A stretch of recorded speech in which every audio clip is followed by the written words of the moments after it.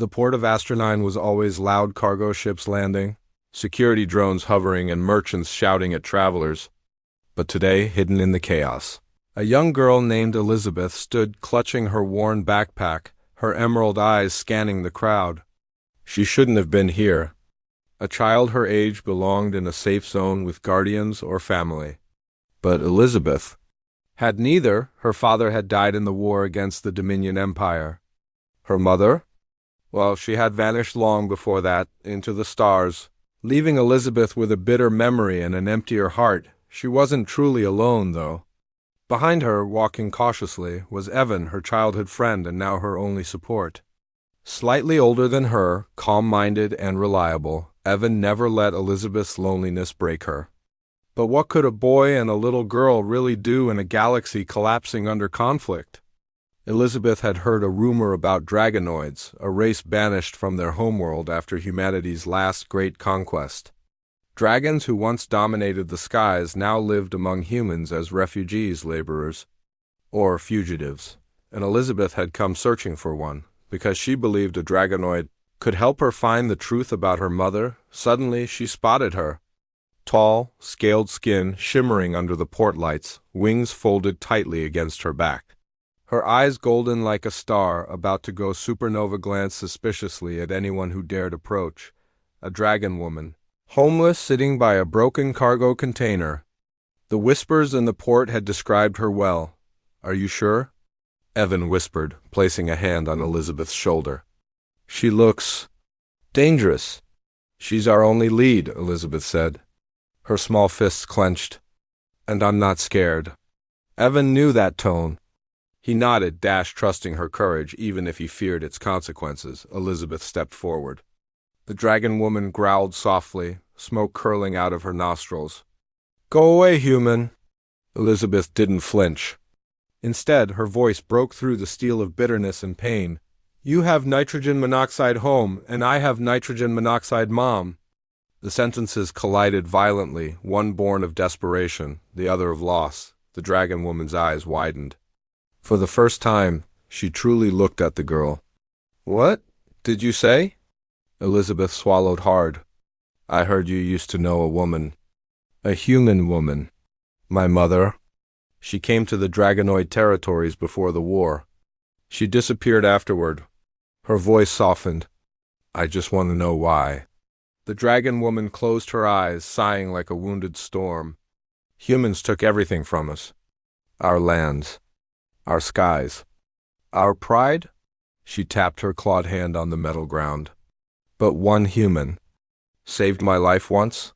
Elizabeth held her breath. "The woman you seek." "Your mother?" "She tried to stop the war. She wanted peace." The dragon woman's voice lowered. "But humans called her a traitor." Evan's eyes widened. "Then she might still be alive?" The dragon woman shook her head. "Captured. Imprisoned by the Dominion. If she lives, she suffers." Elizabeth's heart twisted. That pain she always carried inside, now it had a shape, a truth. "Will you help us find her?" Elizabeth asked. The dragon woman stared at her for a long, heavy moment. "Why should a dragon help humans?" Elizabeth's voice trembled. "Because we're broken. Like you." A tear slid down her cheek. "You lost your home. I lost my family. Maybe we can help each other stop losing more." Something flickered behind the dragon's eyes, something ancient and powerful. "You humans," the dragon woman murmured. "Always fragile, yet always refusing to fall." She slowly stood towering over both children. Port guards turned their heads nervously. "You may call me Riveria," she said. A siren blared overhead. Security drones locked onto them. Unauthorized dragonoid detected. "Surrender immediately." Riveria snarled, flames bursting from her throat. "They want blood, always." Evan grabbed Elizabeth's hand. "Run!" The three dashed toward the cargo decks as laser fire rained behind them. Riveria spread her wings, injured but still mighty. "Hold on!" She roared. She swept the children into her scaled arms and launched into the air. Guards shouted, drones chased. Engines roared. Astra 9 became a web of alarms, but Riveria flew higher, faster. Elizabeth looked down, feeling, for the first time since her father's death, a spark of hope. They landed near an abandoned shuttle, rusted but runnable. Evan jumped inside, trying to activate the systems. "We need a destination," he yelled. "Dominion Prison Station," Elizabeth answered, wiping tears and fear from her eyes. Riveria lowered her head. "Child, that place is guarded by fleets. Only fools and heroes dare enter." Elizabeth stared fiercely into the dragon woman's eyes. "Then I guess humanity is made of fools who became heroes." Riveria blinked, then smiled, a terrifying but proud smile. The engines roared to life. The stars awaited. As they launched into space, Elizabeth whispered into the hum of the thrusters, "Mom." "I'm coming. You're not alone anymore." The shuttle cut through the darkness like a promise burning for freedom, a child with fire in her heart. A boy willing to fight the universe for her. A dragon who had lost everything, ready to defy the stars again.